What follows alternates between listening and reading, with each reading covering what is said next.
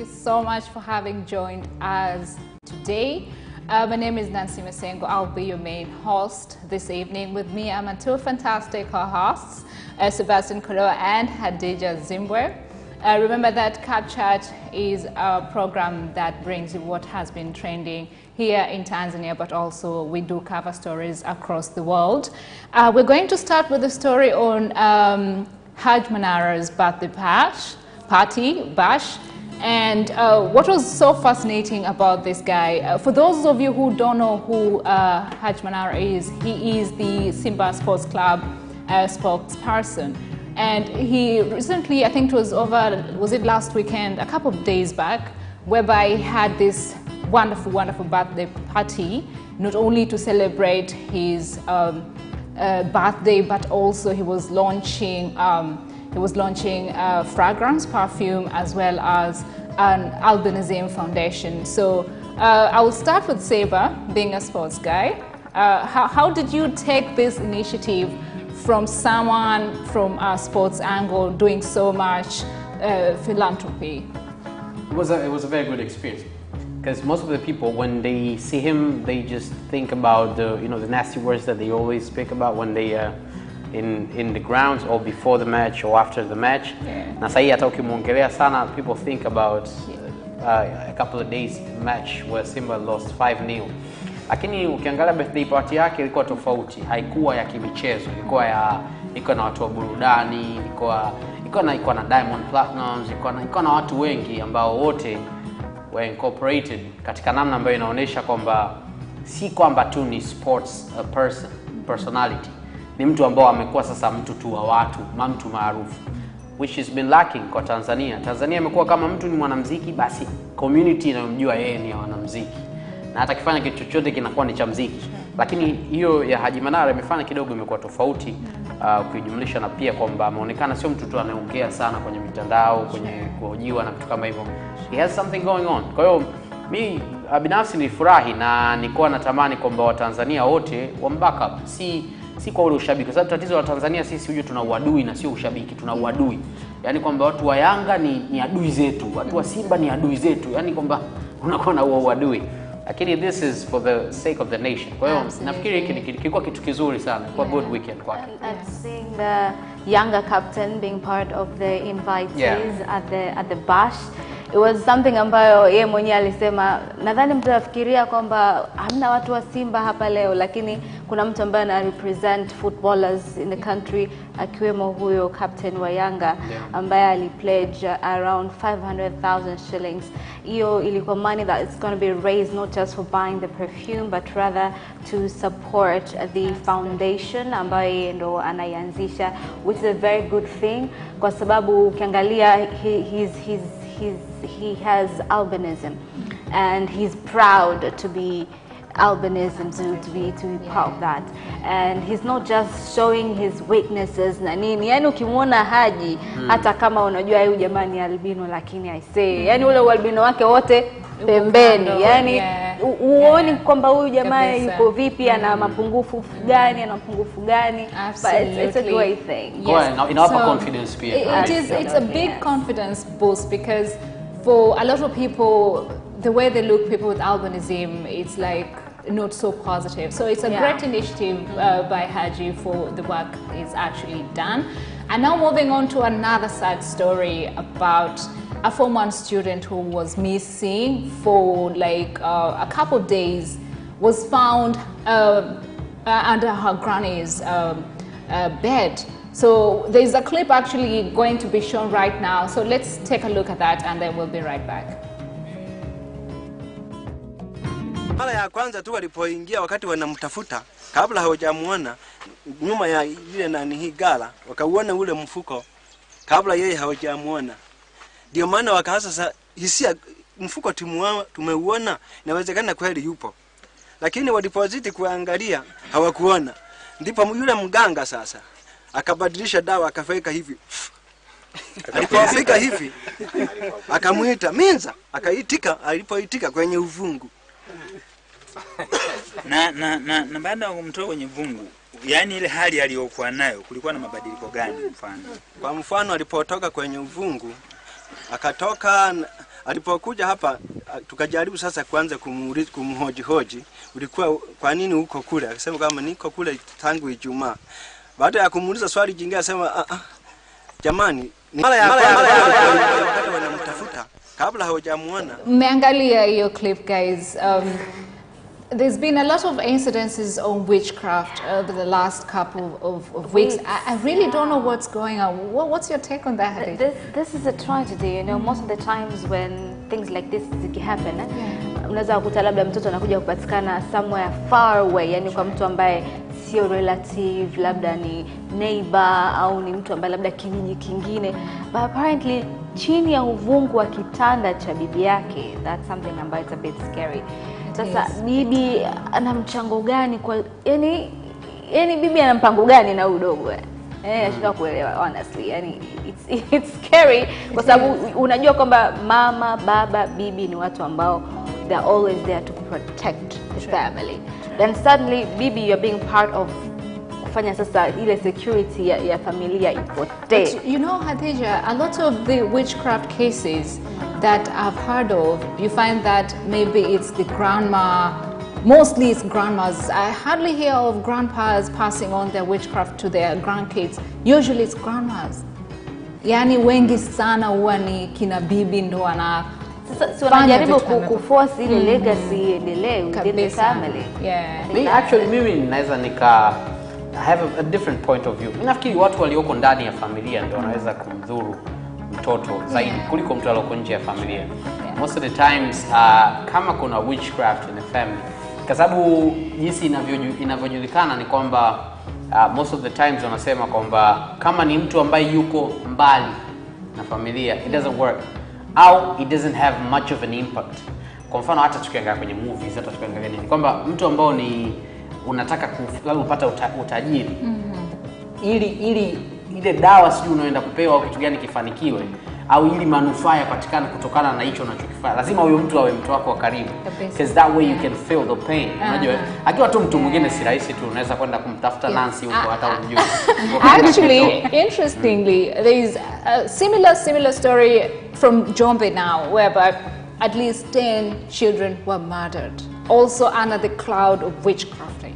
So going back to what Seba was saying, you can take it from there, like on this case happening right now in Njombe, whereby we've had like a task force that has been sent to Njombe to help actually get to the bottom of what is currently happening.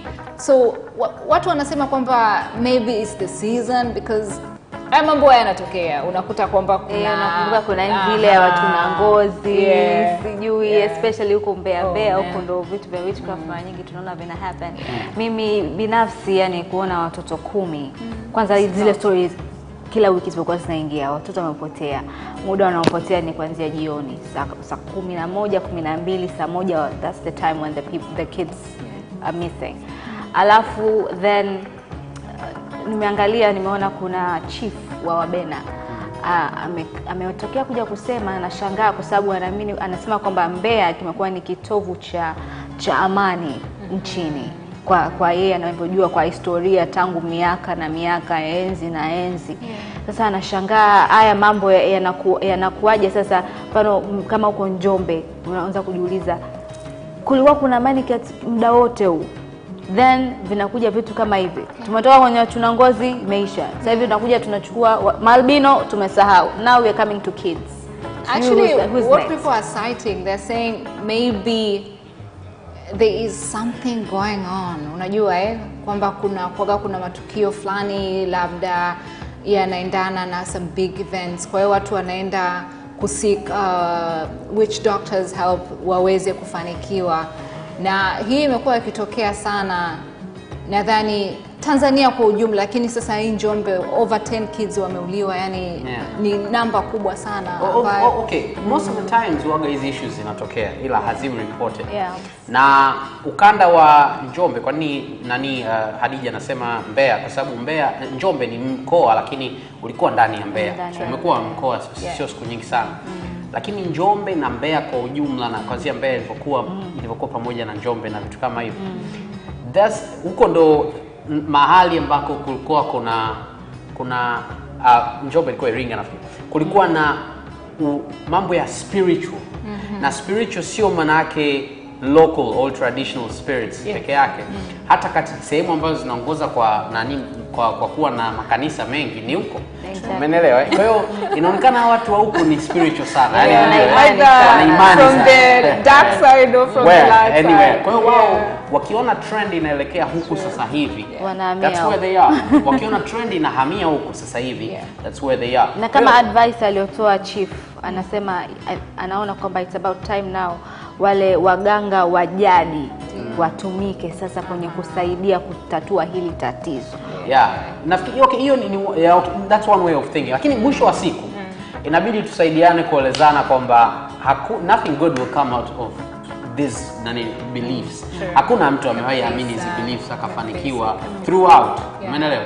Kwa hiyo sasa tatizo ni pale ambapo wale ambao wanaondoka wanaogopa sana kwamba inapotea, na kweli saizi inapotea.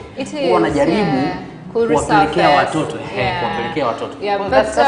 But my hope is that kwamba serikali itaweza kuweka hili swala katika hali nzuri kwamba ni watoto, they are innocent and etc. Now moving on to a lighter note, we're going to United Arab Emirates. United Arab, I think it's in Dubai, whereby there's been a gender equality award ceremony. But the strange thing ni kwamba wote walioshinda ni wanaume. Hamna hata mwanamke mmoja. Wakati watu wanacheka, wakati watu wanacheka wanashangaa, I took it on a different note. Yani hawa wanaume, hawa kina baba waliopata hizi awards. Si kosa kwangu mimi nilivyoona, si kosa kwa sababu inawezekana kutoka kwa departments ambazo wao wanazifanyia kazi pengine wamewapa kipaumbele kina mama. Kwa sababu hata prime minister wao anasema sasa hivi what the government is the direction that the government is going through right now is to have more women in power.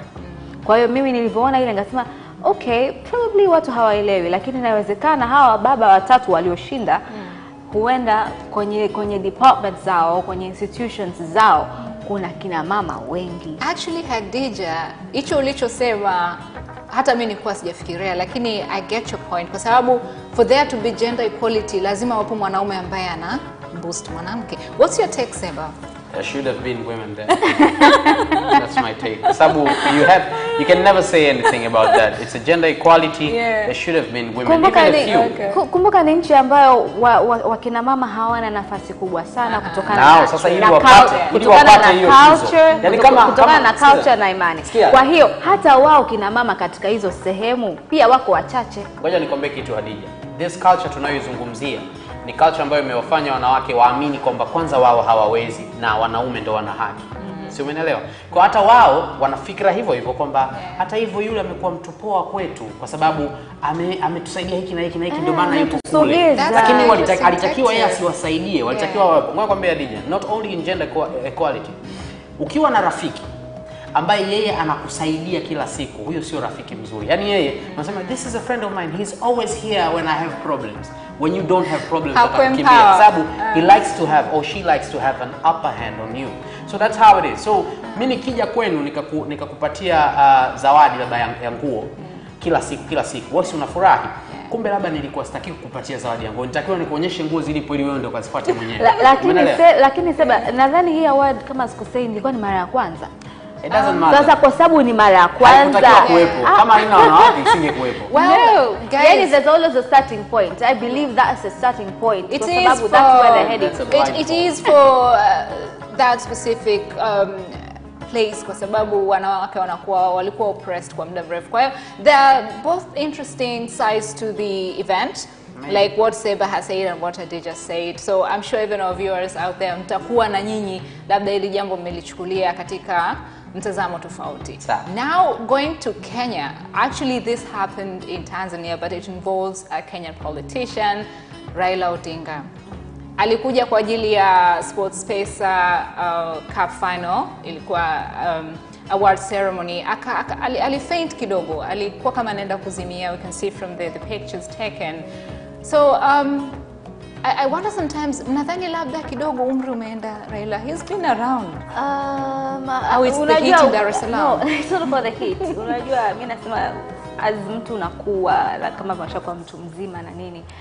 Vitu kama sukari kubadilika ghafla, pressure kubadilika ghafla, mimi naona it was a normal thing. Kwa sababu ana vitu vingi, yani yeye lifestyle yake na mambo mengi, lazima atakuwa na magonjwa kama hayo, ina sukari ama pressure. It's going to be part and parcel of his lifestyle. Kwa sababu recently this guy has been sick. He's been sick na apparently watu ambao wako naye wana deny the fact that this guy is not 100% fit anymore. Sasa hii ni kwa ajili tu ya mambo ya siasa na nini, lakini mimi nimedhani ni umri tu, perhaps labda sukari kidogo ilishuka au pressure ilipanda kidogo ghafla kaona dizziness tu, hakufaint. And he's had quite after all. Lakini kilichoniudhi mimi ni huyo spokesperson wake kusema kwamba eti pale kwenye stage tilt kidogo, kwa nani mzee hapo kidogo akawa kama vile ameshtuka, alafu kama kataka kuanguka na nini, which was all a lie. Did you get actually to see the Yes. Yeah, how was it like for you seeing him like all faint? Because Raila is busy. He's busy guy, and sijai kumuona akipata hizi episodes. What's your take on that? There's a lot of things. One is the heat. We can't take that away. Sababu sasa hivi the weather of Kenya and the weather of Tanzania is completely different. Kule kidogo kuna hali ya hewa ambayo ni chill. Now for an older guy like what Hadija said, adapt to a weather ghafla sio rahisi. Tukumbuke ni uwanja wa taifa pale. Umeelewa? Haikuwa sehemu ambayo ilikuwa na AC wala nini, ilikuwa ni uwanjani. Unajua after watching 90 minutes of a game and then the pressure and then makelele and whatnot and then joto. And hiyo unayosema kuwa tired na nini kwa sababu ya mambo mengi, unaweza kukuta pia alikuwa hajala vizuri asubuhi. But that's normal. Kwa kwenye soka ni normal sana. Just because it's Raila, that is why watu wamepagawa.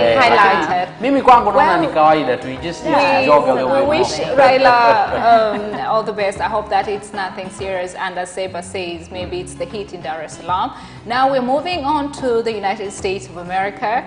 Watu wengi ambao wanafahamu Michael Jackson nafahamu kwamba alikuwa anapata hizi allegations kwamba kwenye ile ranch yake ambayo inaitwa Neverland kwamba watoto waliwahi kuwa abused pale. So kuna documentary ambayo imetengenezwa ambayo haikushirikisha familia, and his nephew analalamika kwamba maybe they are tarnishing his image, na ameamua sasa kuanzisha campaign ambayo ita clear his image. It's sad kwamba Michael is dead, lakini watu bado wanaendelea kumkandamiza, yani unamkandamiza what for? It's really sad. For a person like Michael, hapo kwenye Neverland Ranch nyumbani kwake, this guy, when you look at the footage of the house na nini, it looks how much this guy loves kids. Na wale watu ambao walikuwa mara nyingi wanamshutumu kwamba aliwa abuse, wengi walikataa. Walisema kwamba Michael was just a friend ambaye they like playing with, ambaye alikuwa na akili za kitoto, anafanya mambo ya kitoto. Of course hizo vitu vingine ziliendelea na nini, lakini he was a person ambaye alikuwa anaonekana anapenda sana watoto na anapenda wanyama. Ni vitu ambavyo na kuna wakati unafanya investigations kuna vitu vingine vya ajabu vilitokea, lakini tarnishing his image at this point in time, jamani, for real, if I had that big amount of money, ningechangia this campaign. I want to see a documentary that actually clean sells Michael Jackson and leaves his legacy as where it should be. And the thing is, a lot of people are forgetting kwamba Michael had a childlike persona. Seba, what's your take on this? Being a guy and having seen Michael, I'm sure maybe you got to know a little bit about him if you ever got to read about him. Wewe unaonaje kuhusiana na hii Neverland? Again, resurfacing, watu wanataka waongelee, kuna vitu vinaendelea. Okay, let me tell you something. When you start to become famous, there's always going to be people who loves you and people who hate you. Now you guys are talking in the perspective of people who loves him. Ukienda kwenye YouTube sasa hivi, ukasearch wimbo wa Bob Marley unaitwa One Love. Ule wimbo una spread peace and everything. Sindio? Haumtamki mtu yoyote, hausemi dini, hausemi kabila. But una dislikes nyingi tu. Umeelewa? So that shows you. Na wale wanaoandika dislikes hawalipi chochote. So there's going to be haters. That is one. Secondly, when you get famous, there's going to be haters that will want to make money out of you. Kwa sababu you're famous. Umeelewa? Ndio hiki kitu chokuwa tunaongelea cha Raila kwamba because it's Raila ndio maana kwenye waandishi wa habari tumefundishwa kwamba it is news because of proximity. Unajua how far it goes. Ule umaarufu wa hicho kwa huyo mtu. So Michael Jackson, mimi sishangai kitu kama hicho kutokea hata afe miaka mingapi. Kwa sababu at the end of the day you're thinking as a normal human being.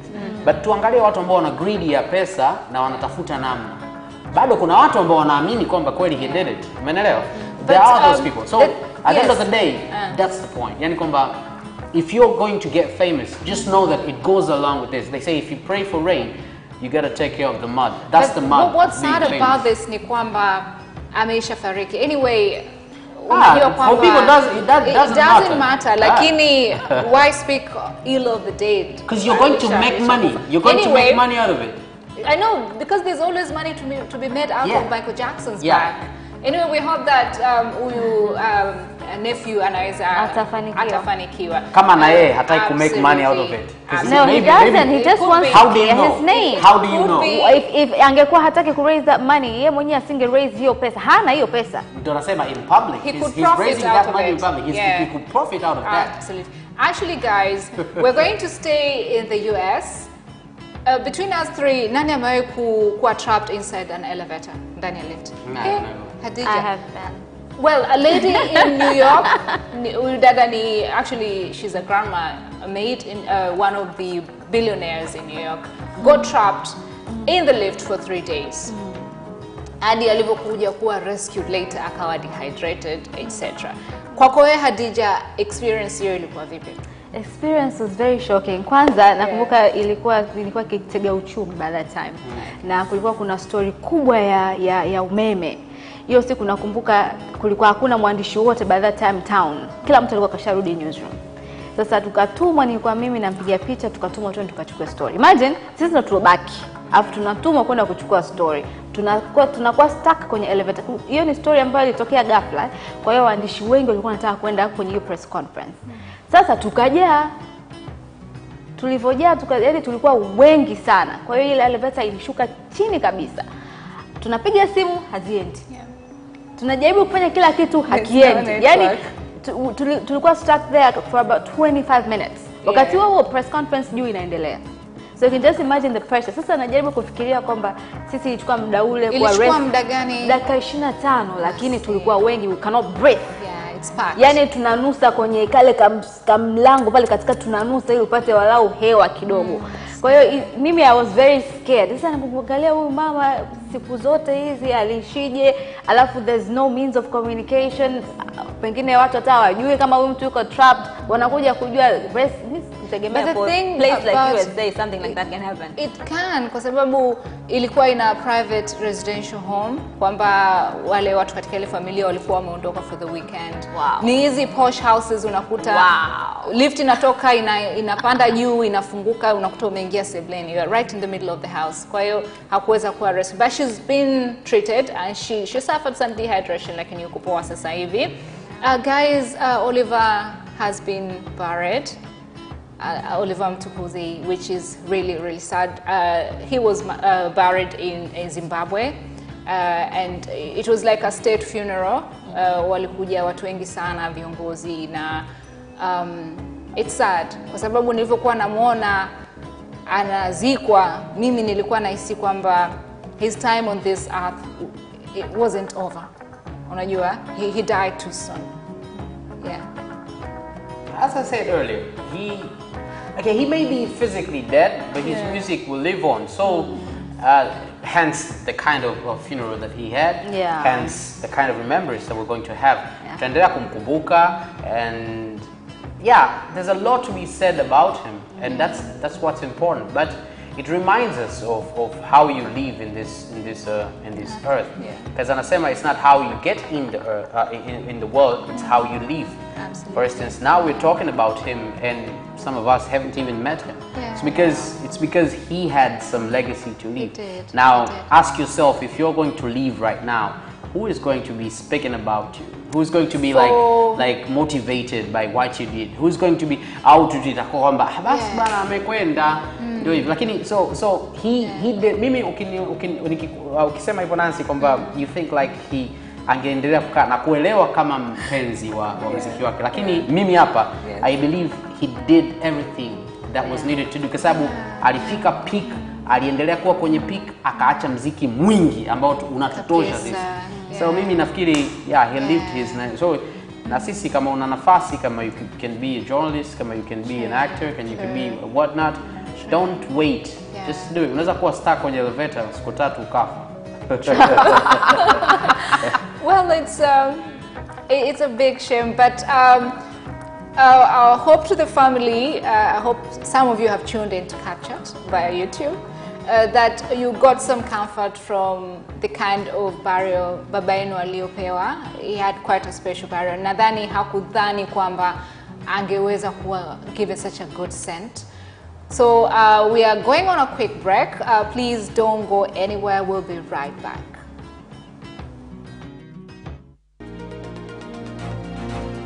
Karen, tell us, how has it been going at this year's festival? Well, the turnout, Vanessa, is amazing, as it is. Thomas, hello. Nice to be there with you. What is the purpose of this meeting and who will be in attendance? Talking about how African countries can stop relying to a large extent on... We are definitely seeing a lot of deeply political films, either directly treating a political issue or with a political subtext. Don't miss the live special report between Capital Television and Dashwell Television at 9:30 p.m.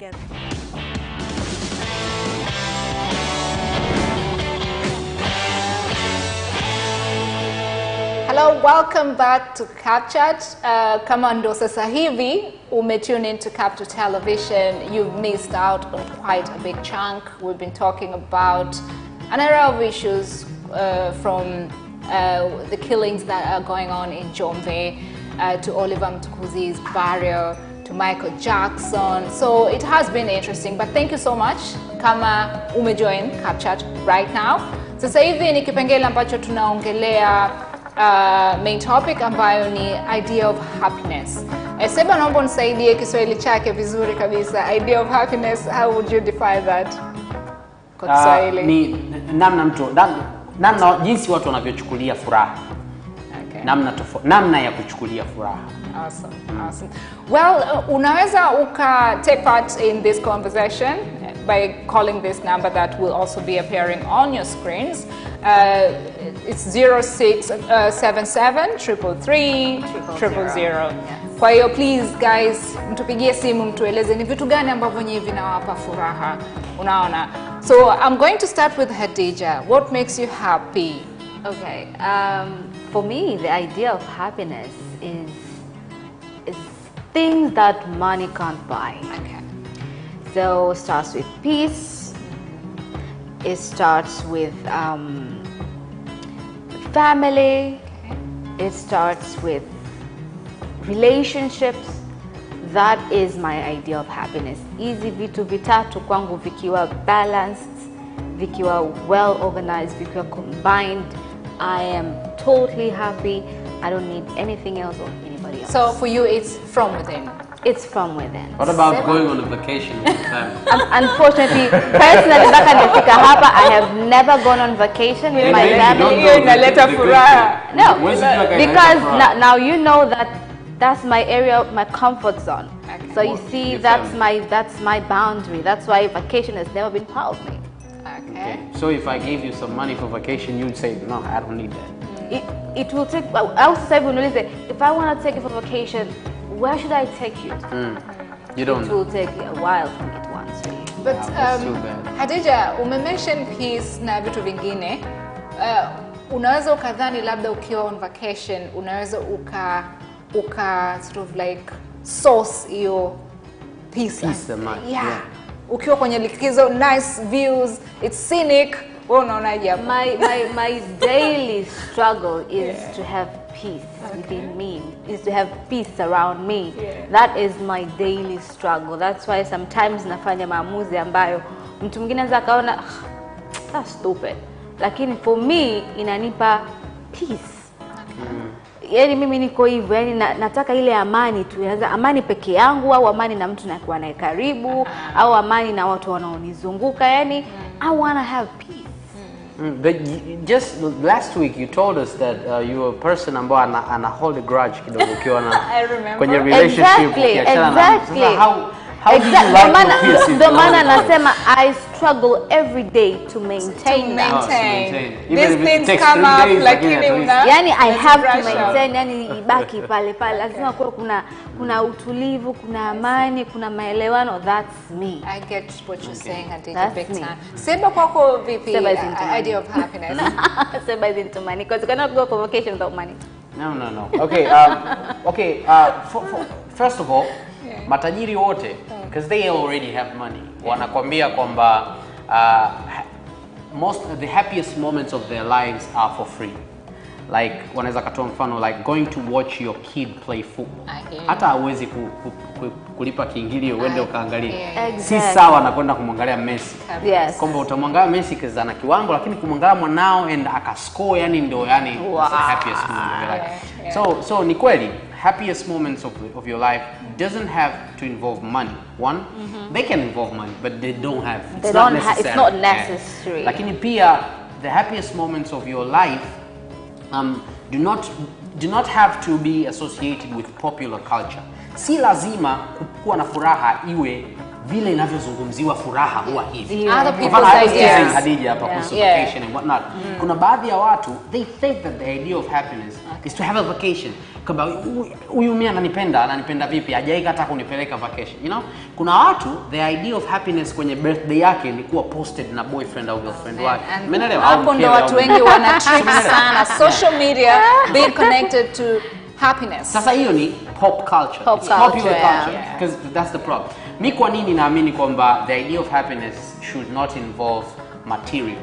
Ni kwa sababu naamini kwamba materials zinakinaisha. No matter what kind of material, when you don't have it is when you think that it matters the most. Because you don't have it. That's why you think about it. But nikwambia leo sasa hivi mimi labda my favorite car is a Mustang. Na kwa sababu sijawahi kuown na hamnao sana. Okay, I like driving, so I will love it kwa muda mrefu. Lakini wakati naitamani mpaka nikiipata sitaichukia. But haitakuwa na ile feeling kama nilokuwa nayo mwanzo. Whereas people are not like that. Like if I'm into you, if you're my friend, you're just my friend. You know? Utaniudhi, utafanyaje. Lakini as long as we're going together, tunaenda kwenye mbinu ambayo tunaelewana. That's my idea of happiness. So my idea of happiness has to involve people. Leo nikikwambia uende the happiest place on earth, peke yako. Actually, kuna watu wanapenda loneliness. May I tap into what you just said? Because I was sitting here thinking kwamba family na friends wana contribution kiasi gani kwenye idea of happiness. That's actually what you're just saying. Yes. Kwa hiyo please tell us kidogo family na friends contribution now in making someone's life wholesome. Okay, that's important. Lakini okay. Family and friends, it depends tena again.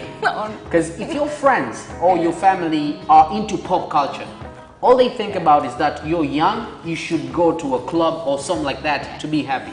I had that problem when I was like in university or something. So mimi nilikuwa mtu wa kukaa tu ndani, first sipendagi kelele. Kwa hiyo I would love to go to the club once or twice. Umeelewa? In a while. Nikienda, I'm enjoying myself because it's new. It's something. It's a new experience.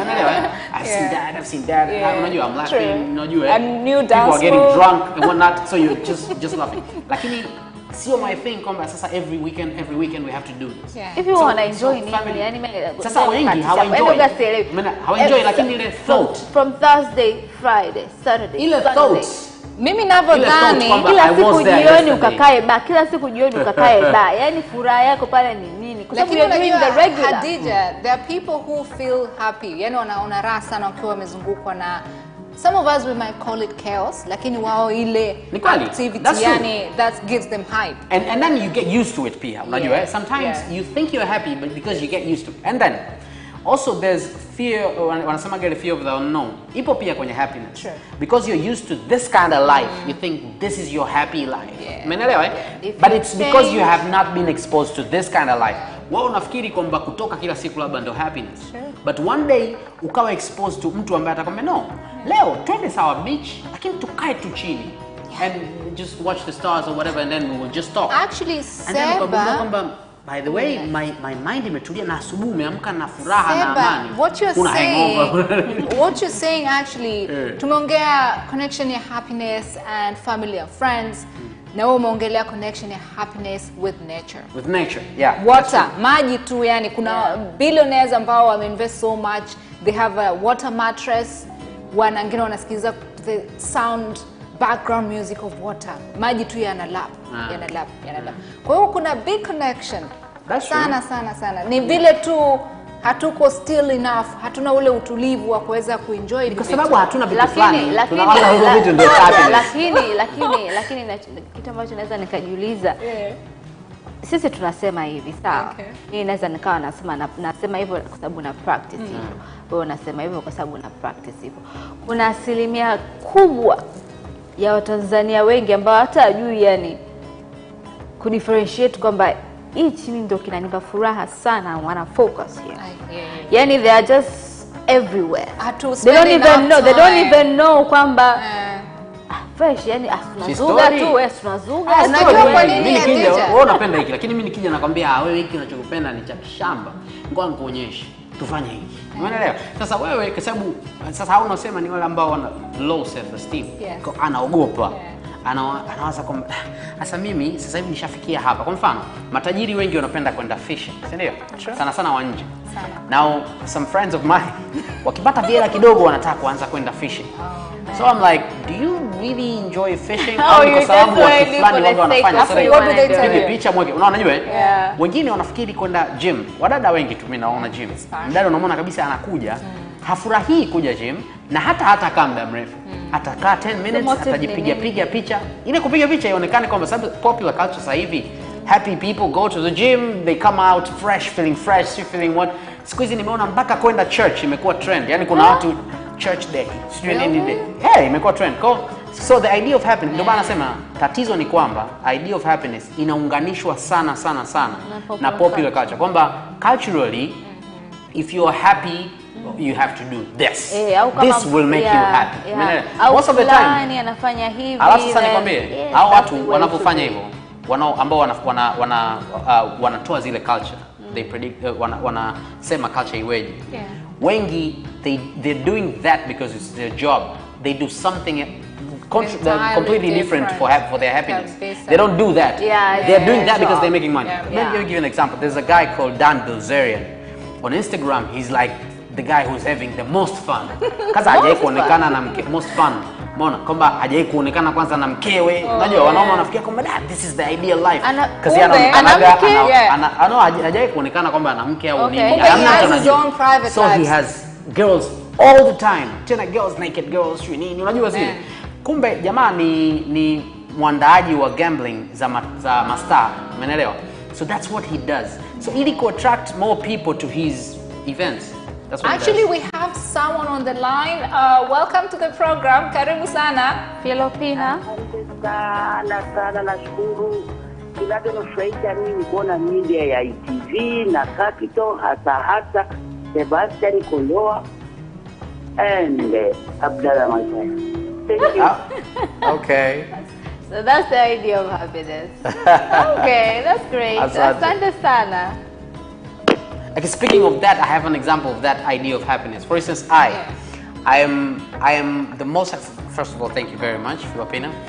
The idea of happiness kwangu mimi kwa kazi ninayofanya ni mtoto akinigundua. Oh, I feel so happy. Yani, after mimi I live near a primary school. I remember you told me about this story about your nephew. Yeah. Ambaye alikuwa hajai kuongea. Hajai kuongea, alafu akasema Seba. Wow. Everybody, afya ndo kwanza kuniona kwenye screen. Lakini achana na hiyo. I live around school. Shule iko karibu kabisa ya msingi Sinza. So wakitoka wanafunzi, unaweza kushangaa wakati unapaa gari unaingia wao ndo wanapita. And they're like they're telling each other, hey, you know that who that is? Unajua? Now that's my idea of happiness. Kuliko hata mtu mzima. Like the way I told you how my son likes watching. Yes. Imagine now if you tell me that. So that was 1.5 years. Yeah. Kids like Seba, right? And how much do I pay them to say that? And you know, actually nothing. Yeah, whenever my son akimwona Seba anasoma habari, I say, hey. Like, okay, all right, we know that Seba. Okay, bye. Our idea of happiness now, on what you've said about making kids happy. Enriching. Oh, we have Naomi on the line. Naomi, karibu to CapChat. Karibu sana. Asante. Nilikuwa sijai kukiona hiki kipindi ujue. Nimekiona tu leo and I'm like, oh my God, nimekipenda sana. Okay, what's your idea of happiness? Okay, my idea of happiness, mimi naona tu ni vile vitu ambavyo vinakupa furaha, yani wewe mwenyewe, sio lazima ambavyo vitu wanavifanya watu wengine. Kwa mfano sasa, mimi ni mama, lakini mtoto wangu sijai kumweka kwenye mitandao, sijai kumposti. Kwa kuna baadhi ya rafiki zangu wananiona kama I'm not a proud mom. Wewe mbona mtoto wako umposti? Unajua kwenda na zile trend kwamba happy mom, you hashtag new mom in town. Kwa hiyo mimi wananiambia mbona kama you're not a proud mom. Okay, I'm a very proud mom, I'm a happy mom, lakini sio lazima niende nikaposti Instagram niweke na hashtag au niweke kwenye status kila wakati. Kwa hiyo mimi naona kama watu yani ndio vile wanafanya vitu yani wanavyofanya watu wengine kama idea zao za happiness, lakini it doesn't have to be something ambayo mtu mwingine anakifanya, kwa sababu kila mtu ana vitu vyake vinavyomfanya awe na furaha. Sio lazima vitu ambavyo watu wengine wanavifanya. Kwa hiyo inatakiwa iwe kitu chako wewe mwenyewe. Asante. Naomi, we're team Naomi. I've never posted my son that much. It's only 2 pictures. Thank you, Naomi, for that fantastic contribution. Actually, it ties with what Seba alichokuwa anasema, the popular culture. Na the popular culture imaanishi kwamba ndo is the right thing au ndo kitu ambacho kitakupa wewe furaha. So going back to what Seba was saying, I was thinking like we talked about happiness with family, happiness, enriching other people's lives. Going back to that, Seba, unajua niliwahi kusikia mtu anasema kwamba ukifariki watu hawatakukumbuka na mali ulizonazo, ila watakumbuka how special or happy you made someone.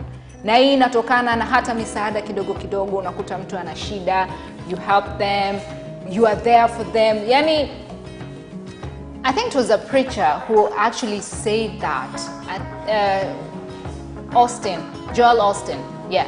Alisema kwamba ile difference unayo make on someone's, alikuwa anatoa mfano kwamba there's a day nilifika ofisini muona staff mwenzangu alikuwa ajisikii vibaya, nikamwambia leo hii na kununulia lunch tu. Yani the guy was so happy. Kwa hiyo Hadija, wewe unaonaje kuhusiana na, I know Seba has shared his experience kwamba yeye ni hivyo, yani ana kids see him wanafurahi sana. Kwa wewe connection ya ku make a difference kwenye maisha ya watu, wewe unaonaje na happiness, ile satisfaction? It's quite true kwa sababu unajua unapomsaidia mtu, then what you're expecting someone else to do is different. Yeah, okay, kuna this is what I did. Yeah. Okay, this is my idea of making somebody happy. Sure. So I went to after my wedding day, yes, where we went to sleep. Yeah. In the morning, I went to this their restaurant to have breakfast, and the service was so good. You know, the service, I expected the service to be good, but this is Tanzania. Anyway, we're going to that. Yeah, we're going to talk about that soon. So hata sehemu yote unaweza ukaenda na ukakuta tu service bobo. So I didn't expect that much of a service. So instead of just saying thank you, I decided, this is something I picked up from someone. So I decided to took a piece of either tissue yao, and then went and asked for a pen, and then wrote why I think the service was good.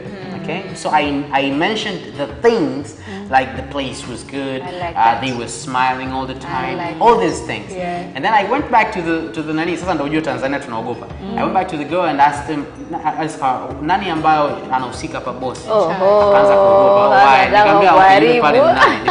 So I gave him that, and you could see his face lit Umeelewa? What if akienda kuambia wale nani? They will do better next time. Because they've never seen anything like that, or maybe they have. Like this is among the least amount of time. Someone appreciating what so they do. so I encourage people to do that once in a while. If you find somebody doing a good thing, tell them. Encourage them. You know, like there's this song about, I think, Pharrell, I Feel Happy. Yeah. Oh man, that song is like, it just encompasses, I think. Oh, we have Gerard on the line. Karibu sana Capchat, Gerard. Hi Gerard, tunakusikia. What's your idea of happiness? Mimi hapa bana, kitu ambacho kinanipa furaha sana. Ndio? Mimi kitu ambacho nakipenda sana katika maisha yangu, ambacho najisikia furaha sana katika maisha yangu, ni kwamba ni kitu chochote kile ambacho mtu unaweza unafanya kwa moyo wa upendo, alafu kikakuridhisha moyoni mwako, unajisikia furaha. Kwa mfano, kwa mtu yote ambaye anafanya kazi yote, iwe kazi ya kwako, iwe serikali, kama endapo utafanya kazi kwa vizuri zaidi, unakuta ndani ya moyo wako unafurahi. Lakini kama endapo utafanya kazi hiyo wakati mwingine, hujisikii vizuri. Kwa hiyo ni kitu chochote kile ambacho utafanya kwa uaminifu na ukakifurahia mwenyewe, na watu wengine wakasema kweli umefanya kazi vizuri, kwa kweli unajisikia furaha sana. Sio lazima uone mtu mwingine amefanya vizuri, mwenzako kama amefanya vizuri utampongeza, lakini hata wewe ujitume nafasi yako ukafanya vizuri kwa moyo wote, utajisikia raha sana moyoni. Kwanza utajisikia amani. Hilo tu ndio ambalo mimi binafsi najisikia raha sana katika maisha yangu. Safi Mimi sana. kwa kazi yangu mimi ni mwalimu. Endapo kama nitakuwa nimeenda darasani nikawafundisha watoto vizuri, wakafurahia somo, nafasi yangu najisikia raha sana.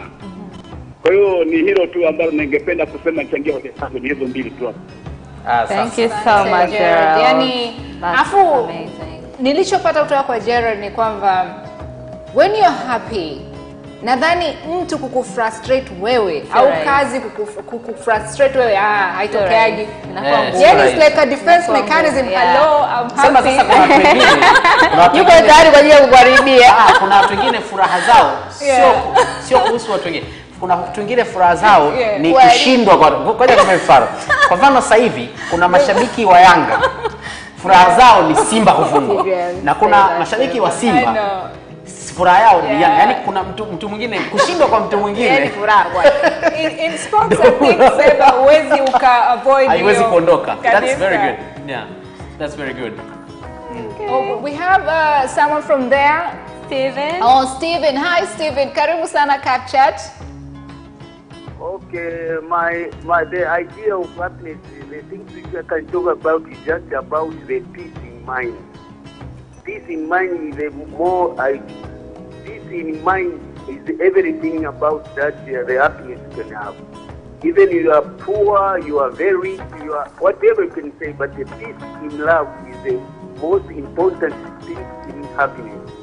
That's why the happiness, they know where you can say that the richest is the others who are very poor become happiness because of peace in mind.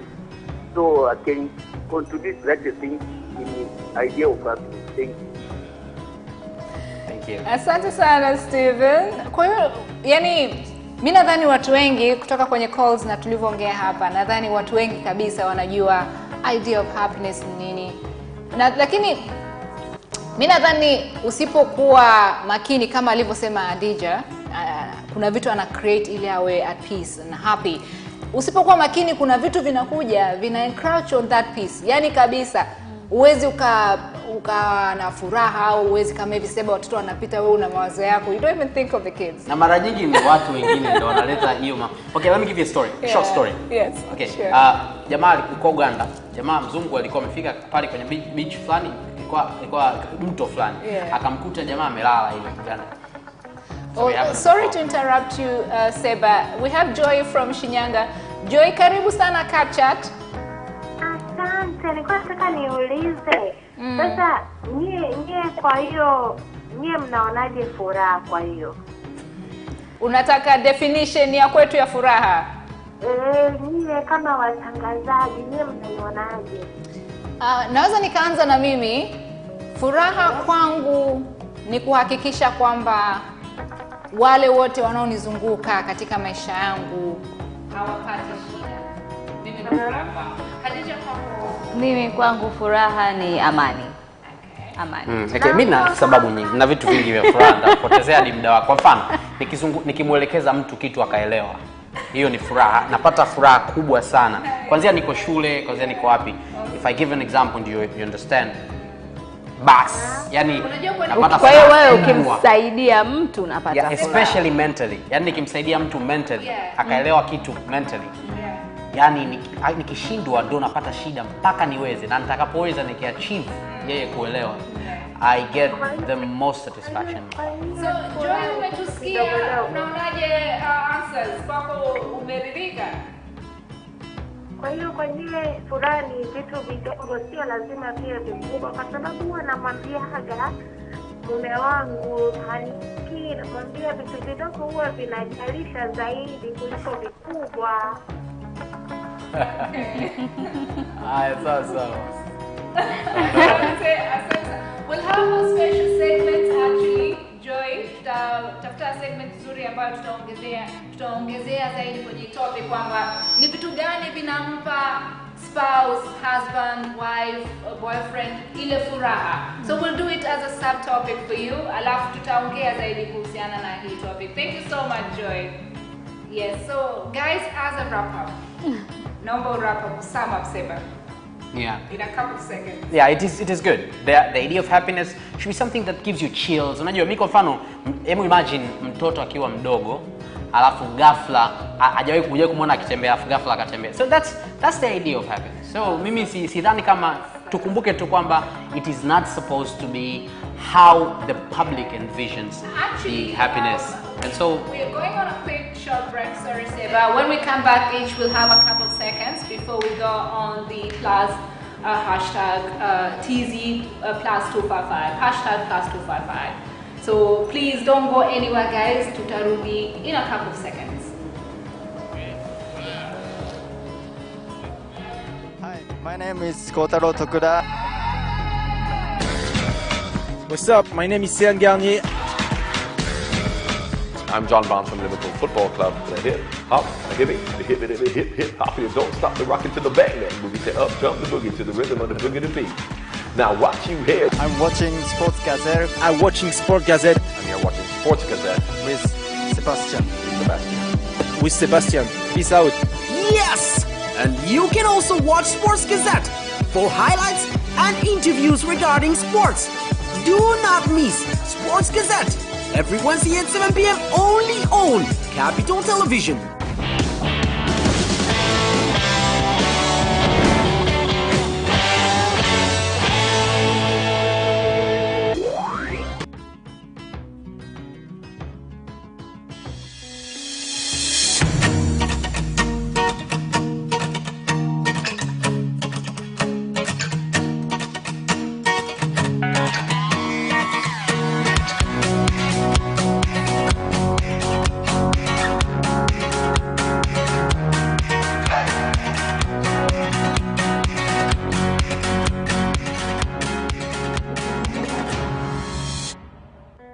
It's Culinary Delights every Sunday at 7:30 p.m. only on Capital Television.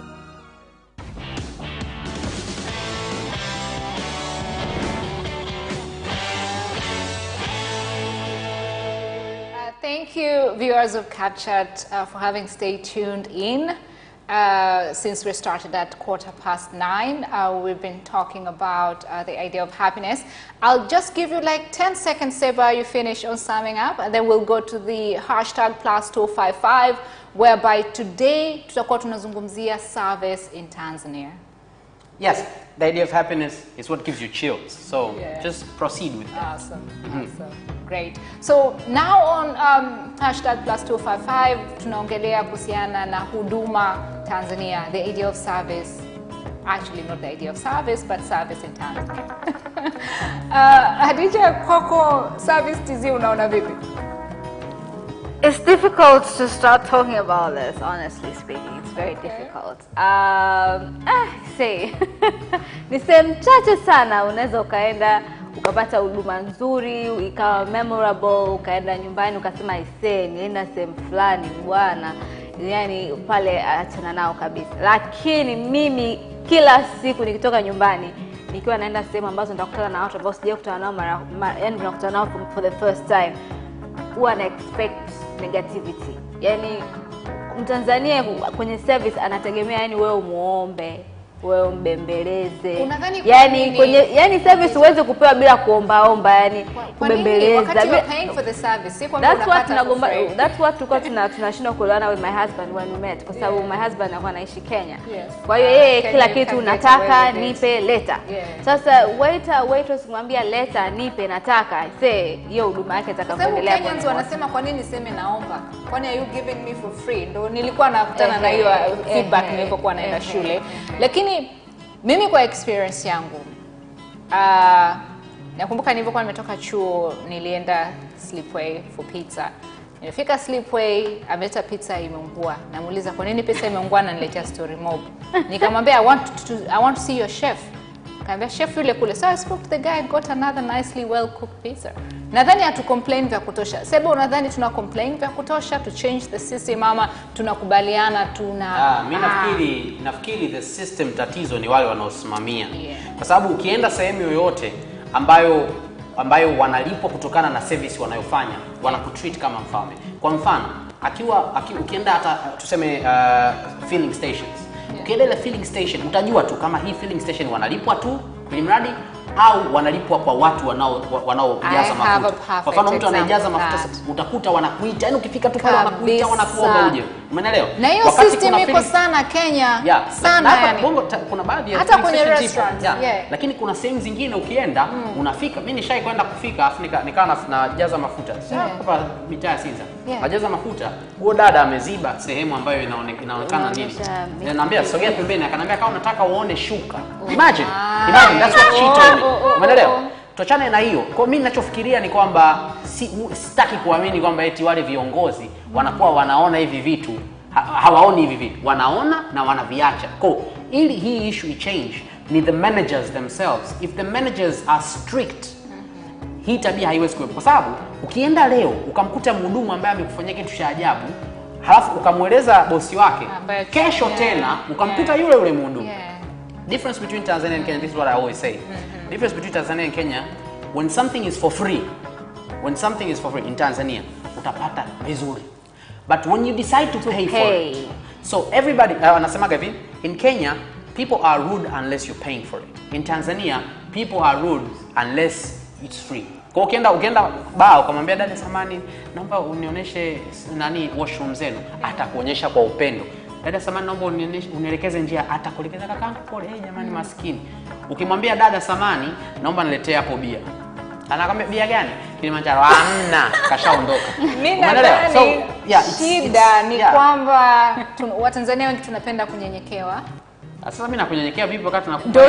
Ndio hicho shida. Kwa hiyo ni kitu ambacho kinatakiwa, there's a lot that needs to be done to change our service industry. Anywho, now viewers of Capital Television and CapChat, tumefikia mwisho.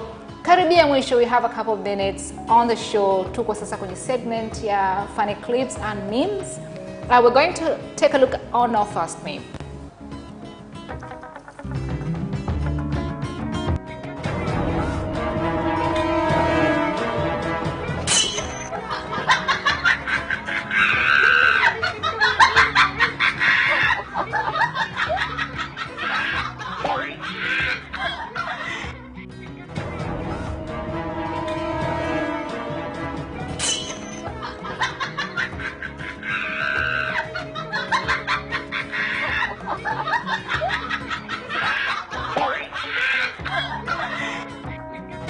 Anaangalia kwamba mdoli anakula hali. I wish I could try that with Lukman. Guys, we're going to take a look now. If our director is ready, we're going to take a look on our second meme, please.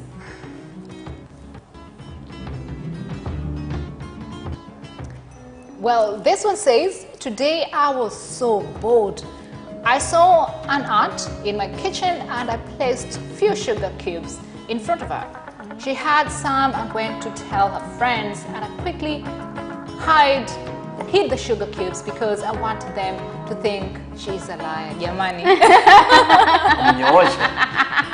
Naenda kuita watu tu. Unamnyosha aunts unapata shida gani? Au ni kama sisimizi? What satisfaction do you get from that?